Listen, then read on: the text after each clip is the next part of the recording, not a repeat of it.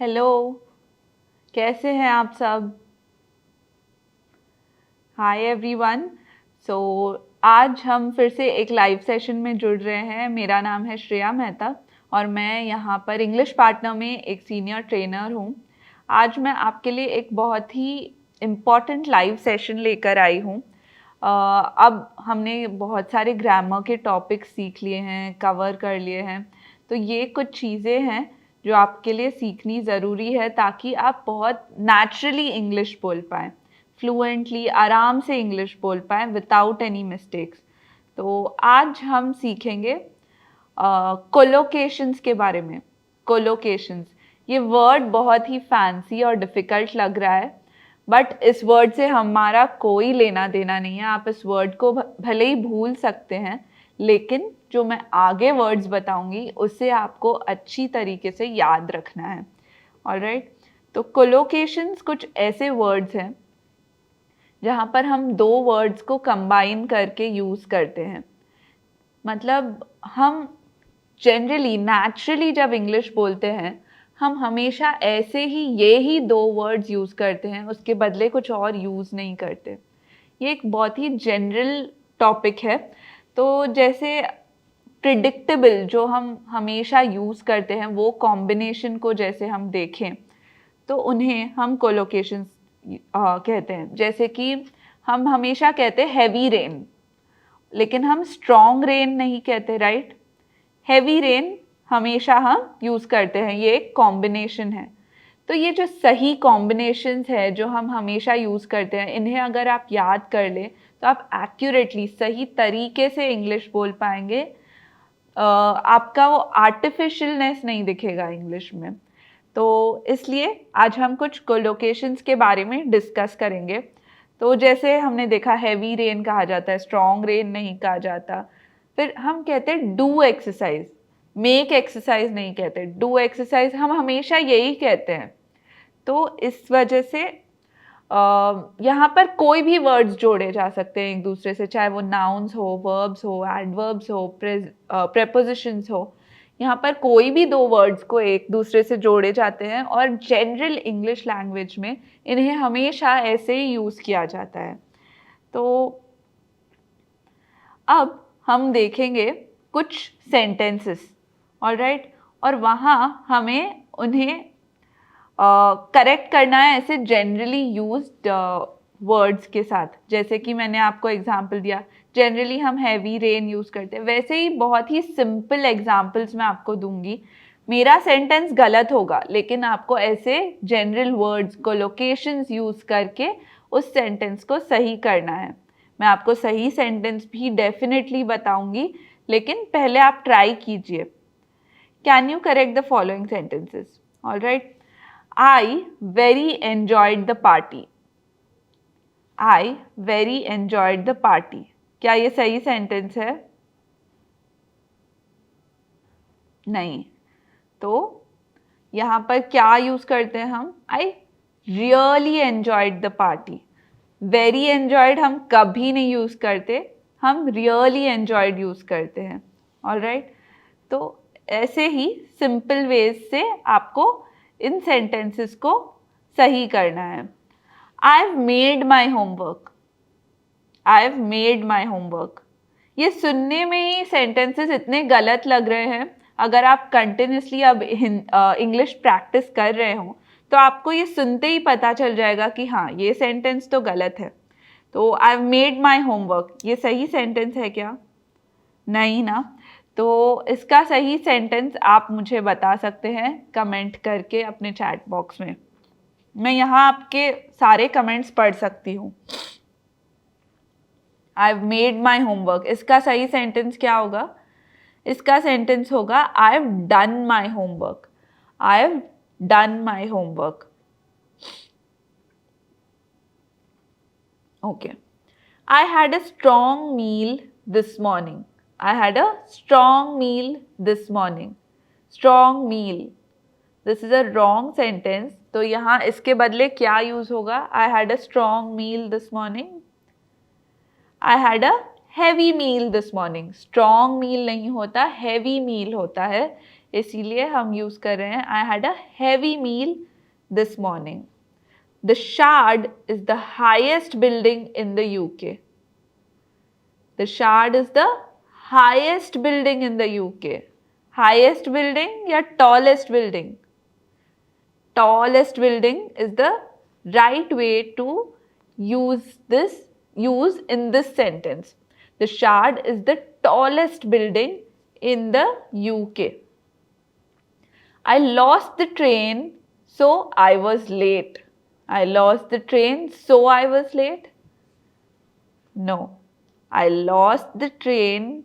I missed the train, so I was late. क्योंकि मैंने train miss की इसलिए मैं लेट हो गया. I miss the train so I was late. तो लॉस्ट द ट्रेन हम नहीं यूज करते.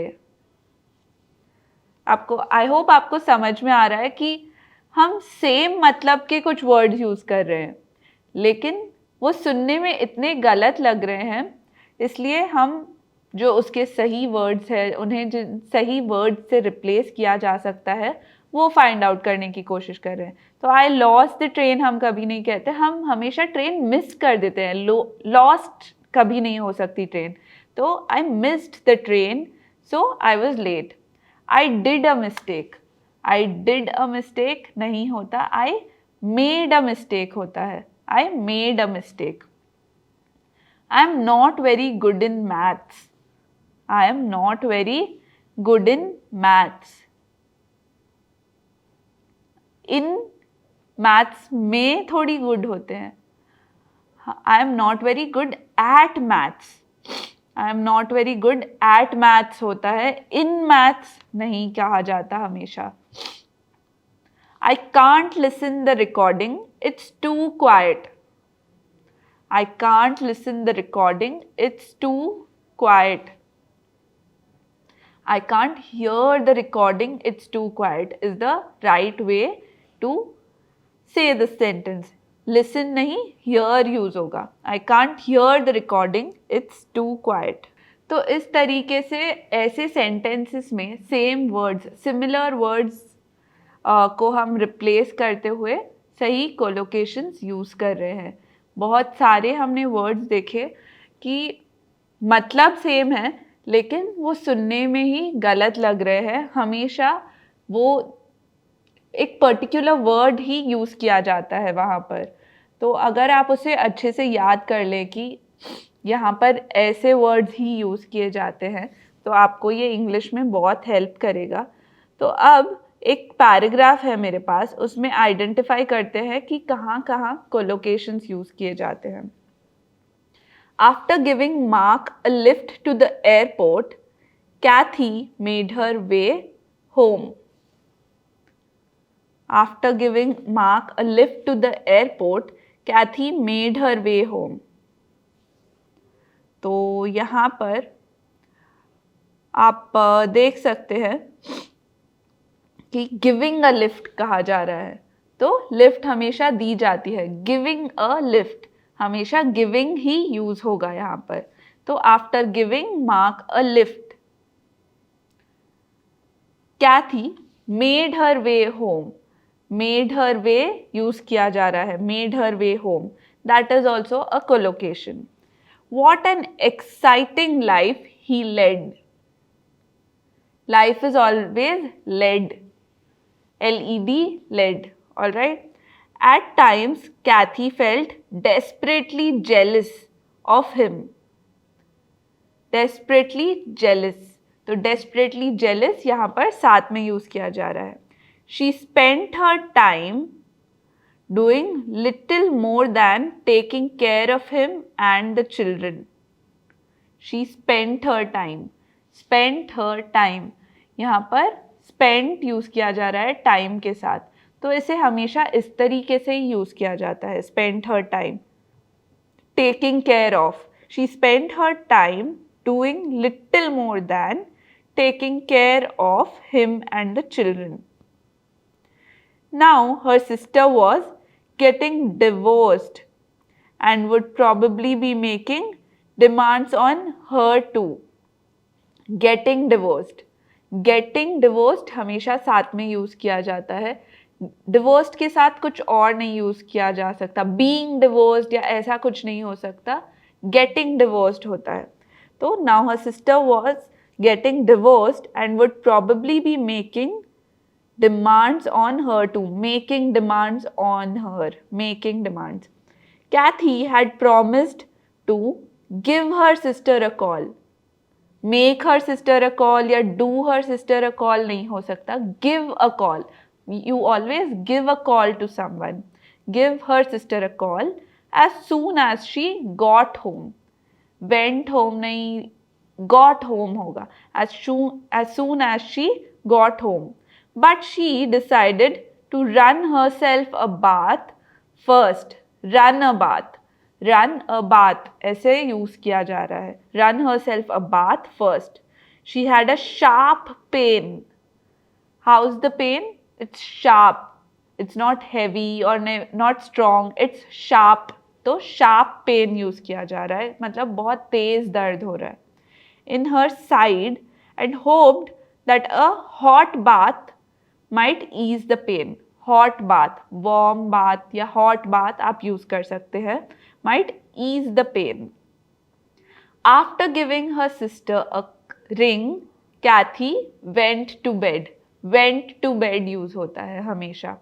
तो इस पैराग्राफ में बहुत सारे कोलोकेशंस यूज किए गए हैं और आप हर जगह देख सकते हैं कि कुछ फिक्स्ड वर्ड्स है जो कुछ फिक्स्ड वर्ड्स के साथ यूज़ किए जाते हैं, हमेशा उनके साथ यही वर्ड्स यूज़ किए जाते हैं, तो इन्हें हम कहते हैं कोलोकेशंस. तो आपको इन सब चीज़ों का ध्यान रखना चाहिए जब आप इंग्लिश बोलते हैं, तो आपके लिए ये बहुत हेल्पफुल रहेगा आगे जाकर भी. ऑलराइट, आई होप आपको ये कोलोकेशन समझ में आए हों. ऐसे ही इंटरेस्टिंग टॉपिक्स डिस्कस करने के लिए हमारे साथ लाइव सेशन में जुड़ते रहिए.